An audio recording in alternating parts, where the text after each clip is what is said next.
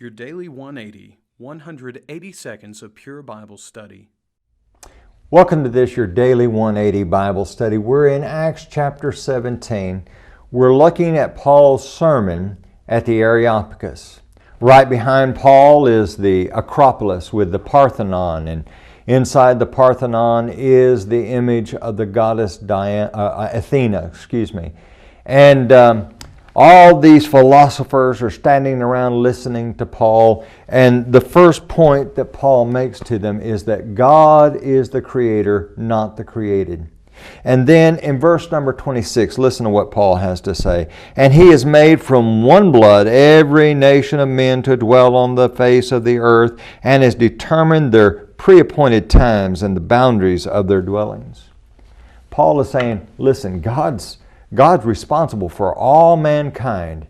Not only that, God is guiding history. Now get this, God does not make people do things that are contrary to their will. He doesn't make people do evil, and He doesn't make people do good. We are creatures of choice. I was recently talking to a college student, and his professor had told him, he said, you know, one group says that man is basically bad, and another group says that man's basically good. And he says, isn't that silly that religion would conflict one another? Well, let me tell you something. It is silly.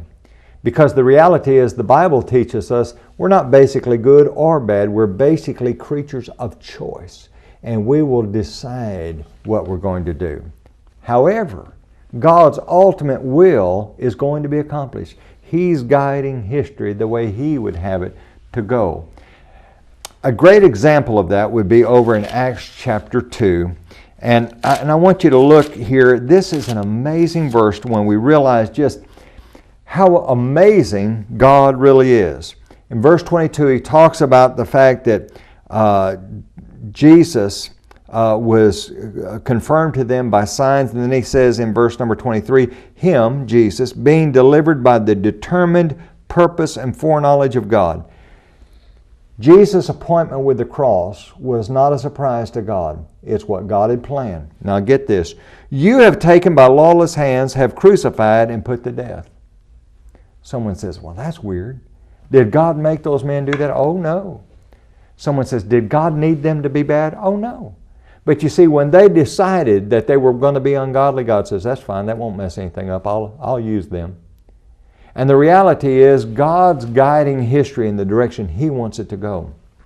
We need to make the decision, am I going to make the choice that I'll live in a way that will be consistent with what God wants? Join us again tomorrow.